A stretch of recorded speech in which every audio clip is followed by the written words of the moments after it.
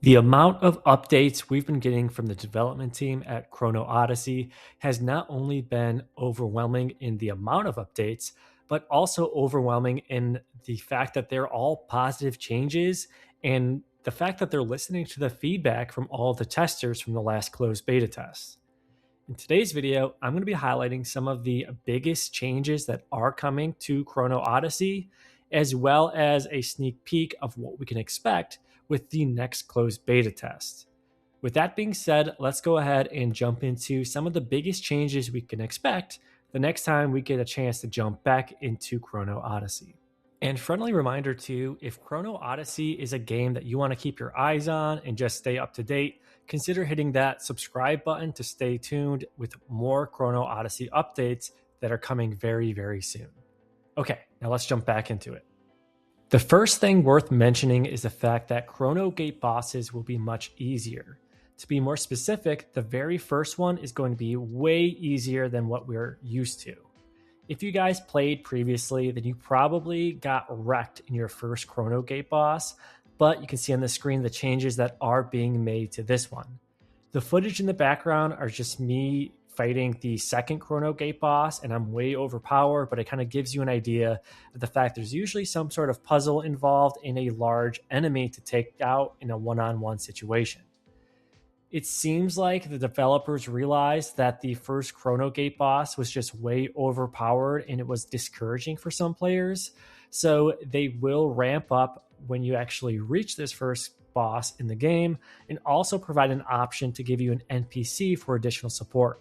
Now, I'm kind of worried that it's going to be a little bit too easy, but again, time will tell on how impactful this change truly is to the game as a whole. The next major change that's worth mentioning is around consumables.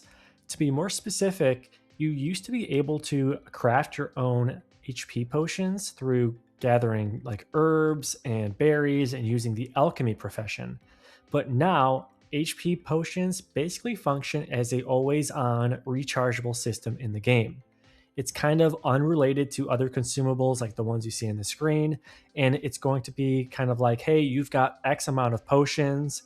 Once they're up, they're up. You have to kind of go somewhere to recharge them, or they get auto refilled if you die within like certain instance content. So, again, this is a big change to not only how HP potions work in general, but also the alchemy profession in general, because you will no longer be able to craft them like you were able to previously. Additionally, you were able to stack a ton of buffs on top of each other across different types of food. And it sounds like there will be some changes to that as well, but time will tell on whether or not we truly can get that intense when it comes to food buffs in the next iteration of the game. This next change is probably one of my favorite ones, and it's talking about the hitbox accuracy. Previously, it was just an awful experience, and now you can kind of see like the after effects of how they kind of enhanced the hitbox accuracy from what it was before compared to what it will be in the next closed beta test and eventually launch. You can see that overall the experience is just way more precise and exact. One of the biggest pieces of feedback they received in the past was the fact that visually, I should not have gotten hit by that attack, or visually, I should have gotten hit, but I didn't. And this will just clean up the overall combat experience and make it feel a little bit better altogether. And let's face it, these types of games, combat is everything. So I'm glad that they are taking the time and effort to clean up this hitbox accuracy, because I think it will really have a huge positive impact on the game. Another big improvement they made is around just the lock-on camera feature. You can kind of see the before and after of this kind of change that they're doing, but before you're like looking up and kind of like in a bit of an awkward angle. Now it just seems a lot more natural and fluent.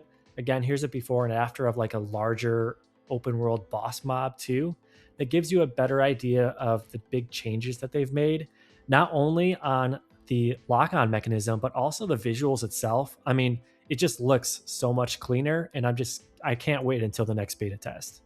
And speaking of visuals, we do have some before and after visual effects of how the equipment rendering looks in game.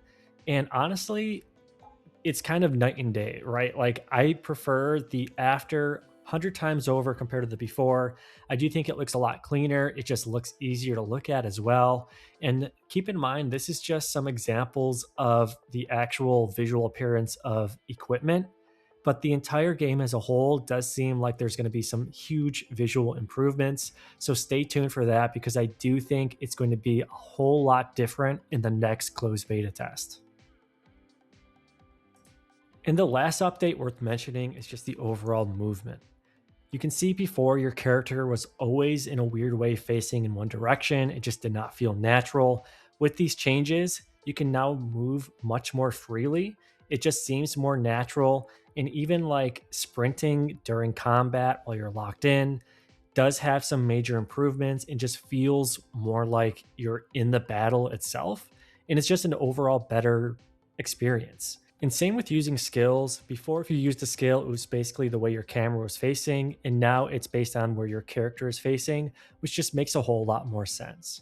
And that really covers it. Again, there are much more updates than there's just the ones I covered in this video. But I did want to highlight some of the most important ones and kind of show you that these guys have been cooking and that there is definitely something positive over the hill. So join me in crossing my fingers and staying tuned for some more Chrono Odyssey content that's coming very, very soon. Thanks again, and I'll catch you guys later.